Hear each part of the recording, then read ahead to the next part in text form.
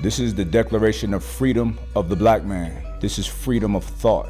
This programming is good for our society as a whole. I urge my brothers that are white, Latino, Pacific Islander, Middle Eastern, Asian, and everyone in between to adhere to this programming. I also want to say this.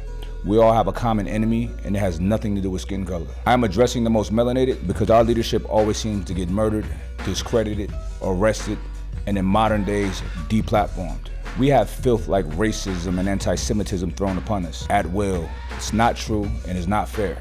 What's good for blacks in America is also good for whites in America, and that covers all so-called races in this nation. We're literally fractals of the universe.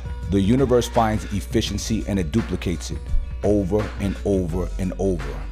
That's called the law of correspondence. We're establishing a model of behavior culturally that will be modeled throughout the planet. Let's get into this. Declaration number 1. We do not apologize if we did nothing wrong. Apologies atone for transgressions. Speaking truth and embracing spiritual power transgresses no one, so we don't apologize. Unnecessary apologies dull the truth and dims the spiritual light to soothe others' discomfort. Declaration number 2. Family business is family business. Iron sharpens iron. We all need our brothers and sisters to confront us when we misstep, but those hard truths should be spoken behind closed doors. Privacy eases the sting of learning. If we catch you chastising your brother in public and you haven't talked to him in private, you will be excommunicated for said time. Number 3, we cannot be bought or paid for. Money talks and it always sounds the same. We ain't here to listen to it. The money has no history, no soul, and those receiving it will sell us out in a whisper of a heartbeat just to get more of it. No righteous man will accept payment for a political endorsement. No righteous man will accept payment for sneering one of his own. Number 4, we do not vote if our needs are not promised to be addressed by said party. There's no longer a black vote that any political party can count on.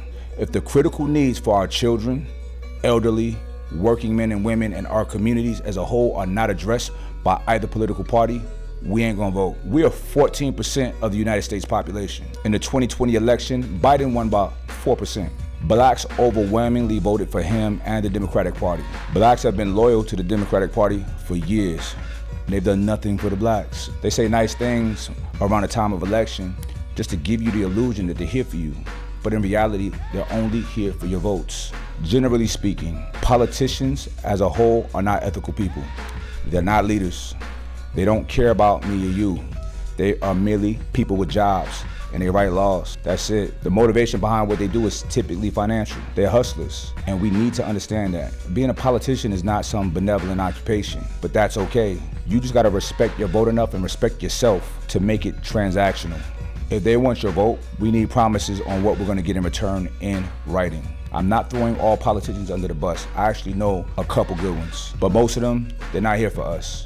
Number 5, stay dangerous. We will fortify our mental, physical, and financial resources to be the most formidable. For the head of the household, it's irresponsible for you to not be able to protect your home and your loved ones. As a member of society, it's irresponsible to be afraid to stand in the face of evil when you are a witness of it. We call that a coward. We need to train in combat. We need to keep the body healthy, fit, and strong. We need to strengthen the mind with meditation, prayer, reading, and engaging in rigorous discord. A harmless man is a liability. A dangerous man is an asset. When speaking of a dangerous man, that's a man that can properly articulate his thoughts and speak his mind truthfully with no fear of repercussions because he's doing all that he can to live the life of a civilized person. He's governed by the tenets of love. That's truth, respect, empathy, patience, understanding, service. A dangerous man is also one who is able and willing to inflict harm on another, only when he's under attack or is protecting another. He sheaths his proverbial sword and keeps it hidden until evil is presented. Then he executes. Number 6, be creative. Creating lifts us up. Producing value is the path to prosperity for ourselves, our families, and our communities. We must be a net positive, contributing versus consuming. We help those who are not able to contribute, but if we're able, then we create value. Number 7 is bravery, a brave heart. The brave one is one that is ready to face and endure danger or pain, showing courage when standing for what's right. You may feel that energy that's known as fear, and that's okay, but you utilize that energy and don't let it consume you. When you feel that energy of fear, that's when it's time to defy it. You breathe it in and turn it into fuel. Consciously control your amygdala and convert that anxiety to power. Number 8, we will not support anything that is anti-black. Music that promotes the killing of black people is anti-black. Music that promotes the degeneracy of the black community is anti-black and will no longer be supported. This one here in particular is a heavy one. So the anti-black issue, we're gonna do a whole nother video dedicated just to this. Number 9, fortify your home. We respect law enforcement, the education and healthcare systems, but we fortify our health, education, and personal safety at home. We will live healthy lives. Exercise, nutrition, meditation, and prayer will be normal practices in each household. We will homeschool our children, and those who can't find the time or have the resources will find and join a homeschool collective. If that's not an option, we will push for smaller classrooms in our communities. We will push for better pay for teachers so that they can feel appreciated and perform their jobs at a higher capacity. We will push for teachers' aides in our communities. We will push for robust STEM programs. We will push for an overhaul on current school curriculums.